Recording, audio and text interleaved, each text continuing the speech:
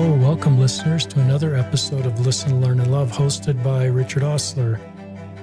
We do lots of LGBTQ podcasts, but about 20%, 30% aren't. And this is a non-LGBTQ podcast with a really important subject that my friend Jenn Zingmark is here to share. Welcome to the podcast, Jenn. Thank you for having me. Tell us how to say your last name and how to spell it. Yes, Zingmark, Zingmark. There you go, listeners. Jenn is a life coach. She helps people that are going through divorce. She was raised in Southern Carolina and lives in Southern Carolina. She's married. She has 5 kids, 4 grandkids. She's an active member of the church. She went through divorce around age 30 with 3 little kids and no career. So she's in this space with good principles, but also a personal story. She's since remarried and has moved forward with her life. But she's been helping people going through divorce and stay true to the faith. So she's going to talk about her own story.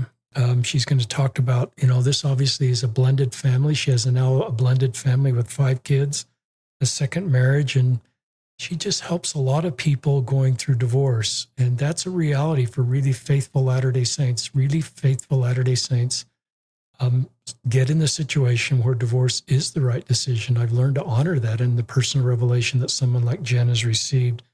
But along the way, they need sometimes people with professional expertise to help guide the process. There's a legal process, and there's sort of a pastoral process that Jenn is helping people to navigate this and do the best they can. So I'm going to turn it over to Jenn to share her story. In the show notes, we'll put her work. Her website is findthejoywithjenn.com, and all of her social media is Find the Joy with Jenn.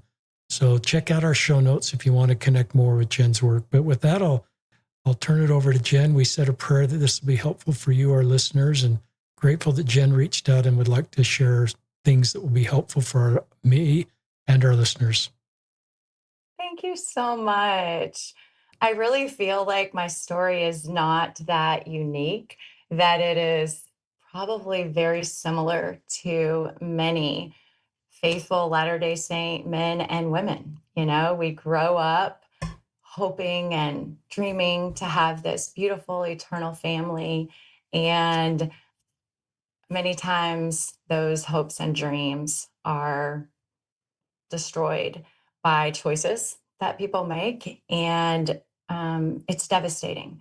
It's devastating personally. It's devastating for the children, for everyone involved. And I'll just start by sharing my story and how it led me into my work. And I think it's something that many people will resonate with many of your listeners. So like you said, I grew up in South Carolina. I was born and raised here, and I actually wasn't born into the church.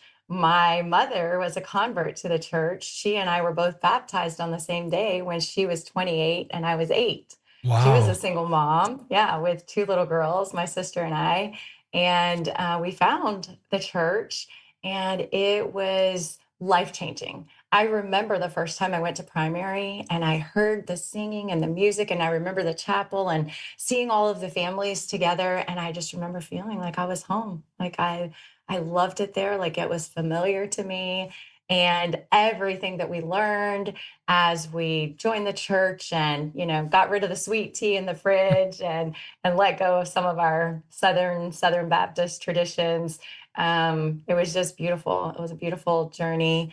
And I remember this growing desire to have a family. My mom was single, and she had been married and divorced a couple of times and had a really difficult childhood and upbringing. And I'm just so grateful for her for being that steady force in my life, that anchor, that despite how she was raised, she really showered my sister and I with so much love and safety and security and peace in our home. And that was not like what she experienced. And then finding the gospel just really solidified that, and it gave me this vision of what I wanted in my life. And I remember watching couples and families and seeing these beautiful families together and just dreaming of that for myself.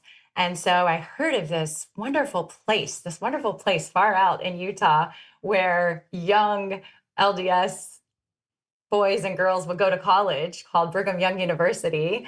And no one in my family had ever ventured out of the South, out of South Carolina, for pretty much any reason. Actually, all the way back to the 1700s, most of my ancestors, very few have left the state. They were born and died in South Carolina. So it was quite unusual for me to want to leave home and go out to BYU, but my mother supported that, and I did go out to BYU, and it was a big adjustment, big change, life change, cultural change. They spoke this different language and didn't quite understand me so well. I had a much stronger Southern accent back then. My roommate used to be entertaining to my roommates, I guess. They used to tell me to talk, and I didn't quite understand why. But like many other people, I was dating a lot and very quickly met a nice young man in my ward who was a returned missionary. And we decided to get married. And so I was very young when I got married. I was 19 years old and had really only been away from home for a year, and just thought that was it. That was the ticket to getting the dream and living the life. I was excited to embrace the next adventure, but really had very little experience outside of my home, and definitely didn't know a lot about men or marriage growing up with a single mom, and not really having that male influence in my life for most of the time. And so as trials and challenges started to come in the marriage, I felt very unprepared, unexperienced for how to deal with these things. And it became apparent pretty early on in my marriage that my spouse had an addiction that was hidden from me. And I had no idea what was happening. I wasn't familiar with what was going on. And especially back then, this was 34 years ago when I was first married. No one talked about pornography. No one talked about addiction. And even when things would come up in my marriage, when I would, get a pay per view bill in the mail from Time Warner Wow. Cable, right? Back in the day. And I asked my husband, like, what is this? He's like, oh, that's a mistake. I'll take care of it. Like, that didn't mean anything to me. There weren't red flags going off in my mind. I wasn't familiar with what that meant. I had no idea what he was dealing with or what that might mean for me and our marriage. And so little things like that would happen. And I had this bachelor's degree in psychology, and I thought, we're going to get through this together, and I'm going to read books, and I'm going to learn about this addiction, and I'm going to help him. And as things would come out that I would become aware of, we would have this breakdown. We would go to the bishop, we would talk about it. He would be repentant and sad and sorry briefly, and then things would kind of get back to normal. We would go back to how things were, basically.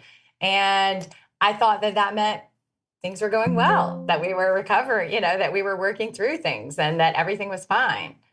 But it wasn't. That was not the case. And are we good? We're good. Okay. So I was just doing the best that I could to hold on to my marriage, try to support my spouse through the struggles that he was having. But I really did never considered that my marriage might end in divorce and that things would escalate the way that they did. And I know so much more about pornography addiction now. I actually did so much research. I talked with therapists and met with addiction recovery. That wasn't even a thing yet in the church. There weren't even programs available. But I met with and talked with everyone I could, read everything I could about it, and I really have a different understanding of it today than I did at that time. But I do recognize that it changed the person that I married. It changed him. And he really just succumbed to the addiction. And it led him to extramarital affairs. that ultimately led to the end of my marriage. And it was heartbreaking. Anyone that's been through that knows it crushes you, men and women the same. It crushes you, and it's a hard thing to live through. It's a hard thing to accept. And actually the first time that it happened, I I really felt like I couldn't forgive. I couldn't go past that. I couldn't get through it, that there was no hope for my marriage or my family, that that was it. And I found out that it wasn't. I really chose to trust the Lord and turn to him for help in navigating that situation. And I felt like I should forgive my husband and that we should work it out and that we should give everything to our marriage. And so that's what we did. He confessed everything to me, and we went to the bishop and we talked about everything and came up with a plan. And at that time he actually went through like a disfellowshipment for a year. And during that year, I just deepened my faith and my spiritual roots. I dug into the gospel like I never had before, to studying and reading and just deepening my testimony of the atonement and forgiveness and understanding what that meant for me, not just for him, but that the Lord could heal and really change you as you choose to love and forgive someone that hurts you. It changes you. It changes you forever. And I really I value that experience. It was beautiful and life-changing for me in a way that I recognize now gave me the strength to get through what was coming. And in hindsight, I see that throughout that year, we really grew apart. My former spouse and I grew spiritually stronger and closer to the Lord, and he really went in the other direction. And so when within right quickly after that year, another affair happened, and I just felt like I see the pattern now, and I see what my future will be. And I knew, because I had forgiven once, I knew I could do it again. I knew it was in me. I knew I understood just the throes of the addiction that he was in, and I knew also that he did not enjoy this path. He was so sad and so lost in the path that he was on, but that it wasn't changing. His path wasn't changing. And through my prayer and personal revelation, I really just recognized that God was leading me out of that marriage. And I do share with my clients and other people, the world, and my podcast and my work, that I believe that you can get a personal answer from God about your marriage. If it's a question, if you're wondering, do I stay or do I go? Is this right for me, my children, my family? It's has eternal consequences, that decision, and it's very difficult decision to make. And I really felt God's strength and guidance in helping me make that decision. And I knew without a doubt that that was the right decision for me. I also felt like God just gave me this crystal clear view of what would happen if I didn't, if I stayed. And Mm. I recognized that I had three little children at that time, two boys and a girl. And I just saw, I will be raising my sons to see this is what dads do, this is what marriage is, and I will be raising my daughters to accept that this is it, this is what women do, this is what wives do. And I couldn't do that. As much as I knew I could forgive, I could accept, okay, I see this for what it is, I can forgive him. I couldn't raise my children to accept that. And when I made that decision and the Lord confirmed to me that that was the right decision, I moved. I acted immediately, and it was a scary time, very scary. As you mentioned earlier, I had been a full-time mom. I had stayed in our home. I was 30 years old. I had a 6, 4, and 2-year-old Wow. children. And I had no idea how I was going to support myself, how we were going to live, but I knew that God knew. And my faith had never been stronger. And I just knew that whatever was coming, we could just trust the Lord and he would help us get through it. And he did. He did. It doesn't mean it was all rosy and fun and easy. It definitely wasn't. It was challenging and it was a very scary time. And there were many people, family members, loved ones, even some of my church leaders that were concerned that maybe that wasn't the best choice for me and my children. And I really understand and respect their concerns. And I recognize now they were concerned for good reason, but there are times in our lives when we just have to act on our own personal revelation. We have to receive it for ourselves and we have to act on it for ourselves. And that's what I had to do. And I like to say that I strengthened my spiritual muscles, deepened my faith, and I just started taking one step in front of the other and trusting the Lord as I move forward. And it's been a really beautiful, tragic journey, as I like to say.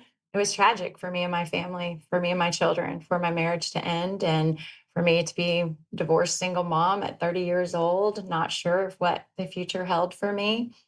It was tragic. But as I learned to rely on the Lord more than I ever had before and just keep taking those steps forward, trusting that He would lead me along, He did that. But it wasn't without doubt and worry and even some resentment, right? After you check all those boxes and you do all the right things, right? I saved myself for marriage and I got married in the temple and I married a returned missionary and I was faithful and loyal and forgiving and right? Check, check, check. I did all the right things. It's very disorienting spiritually when you do all of those things and your life doesn't go the way we dream that it will go, the way we plan and hope for and expect. And I experienced that spiritual disorientation and struggle to hang on to my faith when it was really lonely and difficult. And when divorce was the last thing I wanted after growing up with parents that had been divorced and single. And I just thought, I never want to get divorced. I will never do that. And there I was going through exactly what I thought I would never have to. And ironically, when it happened and I found myself this young single mom, not much different than my mother, I realized somehow I had been prepared. I had seen a mother do that.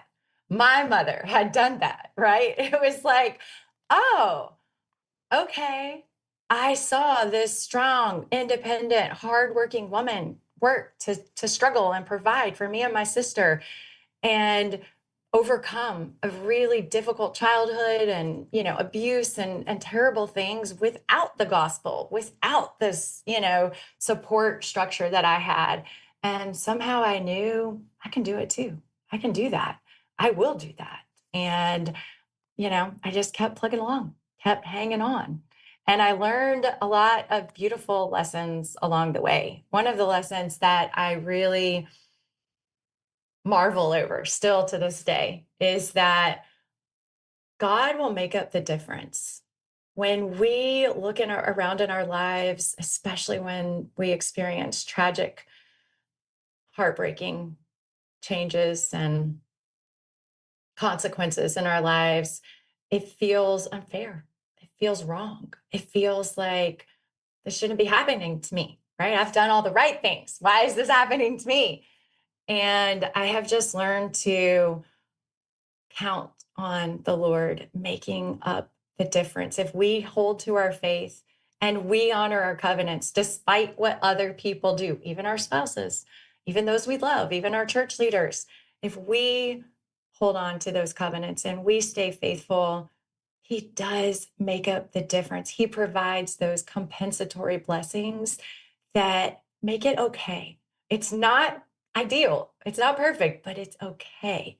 Enough for you to get through. Hang on to that hope for until, right, that next point where you feel safe again, right? Where you feel whole again. I love that beautiful, beautiful principle that I had learned at that time and I have seen over and over again. And pretty soon after that, it was only less than 2 years, well, that I was single. I met someone through my LDS Institute class here in South Carolina, right? Awesome. Yeah. Yeah. I started going to Institute and I met this young man there who had also been divorced. And he had a daughter from his previous marriage. And there were many things that we connected and related to each other on. We understood, the struggle of going through divorce. And we met and got married, and then we had a baby together. And so we had his, mine, and ours. And so we have 5 kids in our big blended family. And that was now 22 years ago this Wow. year. Crazy. Our baby is now a freshman at BYU, and all of our other children are grown. And I will tell you, it looks pretty. We have beautiful Christmas cards. We have a beautiful family. It looks beautiful in photos, and it looks great. It was hard. It was so hard. I thought at that time the divorce was the hardest part. Nope, not even close. Having a big blended family and raising a blended family, second marriage, being married to a second time to someone different that's not the father of your children or the mother of your children. Both of us had exes and we had legal problems. We had custody issues. We had alimony and child support going in, coming out, and not going in and coming out like it was supposed to. We had legal battles. We had all the things. And it's been a struggle. It's definitely been a journey, but it's possible. And just like I mentioned before, those beautiful compensatory blessings, it is so worth it. And that has really led me to start helping other people get through divorce and navigate life, with second marriages, blended families, since my own journey. Pretty soon after I got remarried, my stake president and other stake presidents and bishops started sending people to me as they were going through divorce. Like, you should talk to Jenn. Jenn will help you. You should talk to Jenn. And so I just started mentoring people locally here, just sort of helping them through the process. And South Carolina is a little bit unique in that to get a divorce here, you have to go and stand before a judge with your former spouse. And they ask you if there's anything that can be done to reconcile the marriage. And there's a mandatory waiting period. And it's a day you never imagine when you get married that you'll be standing before a judge with your spouse getting divorced. And so it's a pretty difficult day. And I just decided no one should get divorced alone. And so I made it my personal ministry to go to court with everyone that I mentored and helped. And so I've now been to court with 31 people on their divorce day. And I'm really proud of that. And I love that my mission is that no one gets divorced alone, whether it's in person or not. And as I started mentoring and helping other people through this process, I really just learned that so many more people have struggled with the same things that I have, and much worse, actually. And that there's one beautiful solution that can help all of us. And that is trusting in the Lord through those difficult challenges that we face, that He knows all of them long before we do. And I always like to say, it's not a surprise to God. He's not surprised by my divorce or anyone else's. He's not surprised when it happens. And although it is shocking and devastating when we experience it, He has provided long before that point. He has made provisions. He has put people in our lives that can help us and mentor us and really support us. And all we have to do is look around and find them. And it's been such a beautiful blessing to me to turn this into my career to get certified as a life coach and to really make it my personal mission to help as many people as I can stay faithful and actually grow stronger in the process, because I feel like the challenges we're given, they're not by chance, they're not by accident. They're very, very particular, specific, handpicked for us. And that it's for our learning and growth and expansion. And if we recognize it as that, then we can step up to it, right? We can really rise to the challenges that we're given and grow better in the process. And I really love helping people do that. And I just recognize when we partner with God and we do that, that miracles happen. Miracles happen, not just for men and women that go through divorce, but for their children, right? I know what that's like growing up with divorced parents. Many people listening know what that's like. It causes generational ripple effects in families. And there are so many beautiful, miraculous blessings that can come as one, even just one parent stays faithful to their covenants and honors them. That's enough. That's enough for your children to hold on to if they have one parent that can just hold fast to those covenants and stay strong for their children and show them that come what may, I'm loving it, and I'm going to stay faithful to the Lord, and I will honor these covenants and trust that God will get us through whatever comes ahead. And that makes all the difference I have seen with my children and many, many other people's children through divorce. There's a lot of conversations that have to happen and need to happen and that are helpful as you work through all of those things. It's not like a one-time conversation that you have with your children when you go through divorce. It happens many, many times over the years. And as they're adults and they're thinking about things and they're having their own children, right? It never ends. As I say, divorce never ends. It's forever. And sometimes those interactions that come up later at grandchildren baptisms and at graduations and weddings with your former spouse, they can be traumatic as well. And what I have learned is they don't have to be. If we can really put into practice some super simple principles and really just trust that God can make all things right, and even if it doesn't happen here in this life and at this time, it can happen as we just trust Him through those difficult times. Super powerful, Jen. I want to keep you talking. We have a hard stop in about 18 minutes, listeners, but I wrote down some things. First of all, just on behalf of our listeners, thanks for your courage to just share your story. Talking publicly about going through divorce takes courage. And you're used to that, I sense, but just doing what you just did, my kind of heart just grew for you. And your courage just to publicly talk about your journey, and it gives so many other people hope and that they're not alone. And now stepping in this space as a coach, just thank you for the needed work you're doing.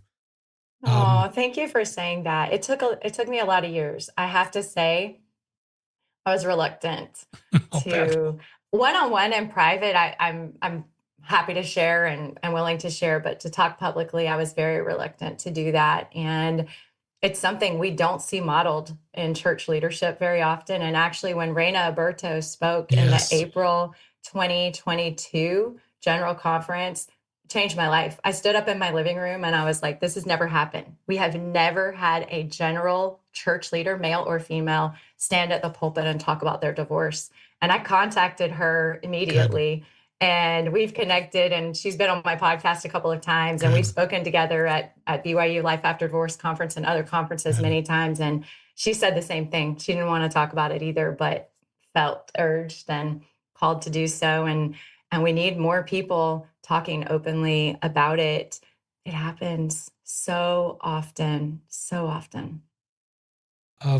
I love that talk too. She talked about, I believe the same talk, her dad dying by suicide. And I thought that was really brave also. And vulnerability breeds vulnerability, listeners. Like this podcast guest model that. So I wrote down faith versus fear-based decisions. In my church leadership with my kids, I've always tried to teach faith-based decisions versus fear.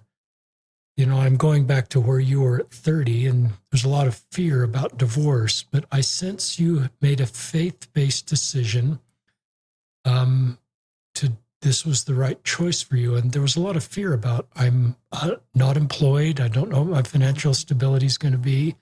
I may receive the judgment of people that don't know the full story, but you made a remarkably faith-based decision. And the fruits of that is where you are now. And I just think that's a great principle for all of us is faith-based versus fear-based decisions. I love that you brought that up. One thing I would add to that is the fear isn't gone. We just drive, we let the faith drive. Ooh, that's good. It's not like there wasn't fear. There was fear. There was still fear. And my family and loved ones and church leaders that were concerned for me, I recognized there was reason to be afraid. There were realistic concerns there. But I didn't lead with the fear. I chose to let my faith lead, and I chose to lean into my faith. But the fear wasn't gone. It was still there. That's actually super powerful, Jenn. Super powerful. Yeah. So I don't think we can believe we have to wait until we have no fear to act in faith. We have to choose to act in faith even when we have fear. It was still there. Wow. I'm thinking of Book of Mormon stories and great leaders that followed that example. I don't think this was too much of the case with Jenn's story, and I was a YSA bishop, so we weren't working with YSAs that were going through a divorce just by definition. But I've heard a few stories, and I certainly would have probably fallen into this camp that my job as a bishop or a priesthood leader is to keep this marriage together. It's an eternal marriage. They walked in the temple together. My job is to keep the marriage together. And so I might be biased in that direction. And it's just a caution to all of us that are involved in helping people navigate this road, whether we're family members or priesthood leaders, that we probably at the end of the day don't have personal revelation for somebody like Jenn. We may not know God's will, and we may have a bias to keep a marriage together. And I think it's okay to share how we feel. But I would, if I've never been a homeward bishop, after hearing some stories like Jenn, I would say, Jenn, at the end of the day, I'm going to share principles for you to make a decision, and I'm going to walk with you. But at the end of the day, you have to author your own story. You have to own your own story. You're going to receive the personal revelation that Heavenly Father has for you. Now, I may give you a priesthood blessing that's helpful, or I'm kind of talking for Heavenly Father, but that's just my feeling about this space is to really help people receive personal revelation. Because at the end of the day, I, as their priesthood leader, I'm going to be gone, and you're going to have to own the rest of your story for decades. And yeah, that's really good advice. I'm glad you mentioned that. And I think that's much more common now from what I hear with my clients and in my work today. I feel like church leaders are much less inclined to just have a blanket statement or position that all marriages should be saved or divorce should be discouraged or avoided at all cost. I feel like more leaders in the church are taking that stance that they don't know what's best for you and that you have to decide between you and the Lord what that decision is. And I definitely agree with that. I also will add that I'm very much pro-marriage. I didn't want to get a divorce. That was the last thing I wanted. I was very reluctant to do it for a lot of reasons. And it didn't change the fact that that was the right thing for me to do. God knew that, and I had to come to that awareness. I didn't want that. And I know there are many other people in that same situation who end up going through divorce that do not want it. And I feel like today there's a lot less stigmatism around it, but it's still there. It's still there. Like we were talking about, there's very little representation in church leadership for men or women, for leaders that have been divorced. Actually, there are church policies against people in leadership being divorced. That's a conversation I've had with people at times. And I think it's something to be reconsidered, Agreed. because until you have gone through that, you do not know. You do not know what it is like. Boy, There's no super way. powerful. Yeah, I agree that, the policy there, I would love to be revisited and not treat divorced people in any way like they're not capable of any calling in the church. Yeah. We use this quote a lot in the podcast, listeners that listen a lot. It's the wounded healer. A minister's service will not be perceived as authentic unless it comes from a heart wounded by the suffering about which he or she speaks. The great illusion of leadership is to think others can be led to a desert by someone who's never been there. So you're a wounded healer, Jenn, and Yeah. you know this desert of divorce. It's not theoretical. You lived it. You walked it for many years. And what you're doing... And I still do. It and never you ends. still do. I'm always divorced. You're still... Still divorced. But you have this superpower of relating to people, of being a safe place. People don't have to explain to you the difficulty of their marriage. They don't have to prove to you how difficult and why divorce is the right thing for them. You just get it and then can walk with them. And so back to your original point, I agree. I hope that divorce is, people can serve in any calling in our church that have gone through divorce. It's not a moral failure. It's not a spiritual failure. It can be sin related, obviously, for your former husband and the sin related part of that. I don't want to dismiss that and the betrayal trauma that you felt. Some of my prior guests taught me about betrayal trauma. It's very eye-opening to hear about that. Yeah, it's real. I also shared this before in a prior podcast. When I was dating at BYU, and I didn't get married till I was 28 and 365 days. I had this checklist, listeners, of things that I wanted in my wife. She had to be a returned missionary. On this list, I wrote never sexually active and never married. And that was a really bad checklist. I'm embarrassed to say that out loud, because I guess what I was I was looking for the Christ-like attributes that I found in my wife. And I thought that checklist would be a direct link to those. And then someone lined me up with a divorced woman. And one of the greatest rebukes of the Spirit, I was just blown away by her. And I'm emotional right now. I didn't marry her, and my wife hadn't been divorced, but her spiritual maturity, understanding the atonement, her compassion, her empathy, she was so real and so mature. And that was just one of the biggest rebukes of the Spirit I've ever received, to put that on my checklist. And who am I to think I'm some person that meets some checklist that I can impose my checklist on somebody else? So I share that. That's beautiful. Thank you for sharing that. Checklist dating. Well, and I think that's a beautiful point to be made for anyone listening who's divorced right now and feeling less than, feeling like you're not worthy, or that in any way you are diminished physically, spiritually, because you've been divorced and you want to get remarried. You're not. You're not. You are worthy and wonderful and desirable and worthy of a beautiful companionship and a marriage. And you definitely can have that if you want that. That's beautiful. I also think I wrote down, you said something really interesting. It reminded me of another podcast of a BYU woman who was going on a date and prayed that she would be safe, and then was raped on the date. And then I thought of what you said, that you had done all the right things. You had prayed, you'd asked for God's, you probably fasted and prayed to know he was the right guy, walked in the temple, did everything you could. And it's sort of back to one of your points earlier is, why was this allowed to happen? The same question she asked. And as at some point, listeners, I don't want to rank pain. I don't want to say like your story is more painful than someone else. We might rank those in our mind, but let's don't compare our story and say, well, it's not as tough as Jenn, or it's tougher than Jenn, and say we shouldn't. The betrayal trauma, the pain, all the things can be the same. We shouldn't rank different stories, difficult stories. But back to what would you say to somebody, and you've already addressed this, but I'd love you to address it again, that someone thinks, well, where was God?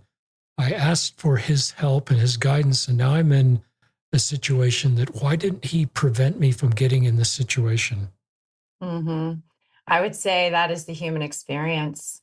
We are here in life and mortality to have a messy, challenging, difficult, but beautiful, miraculously amazing experience. And it is both of those extremes that make it what it is. We don't get to have the joyful, beautiful highs without the tragic, heartbreaking, destructive lows. That is the human experience. And God doesn't deny that from us. That's actually what we signed up for. That's what we're here for.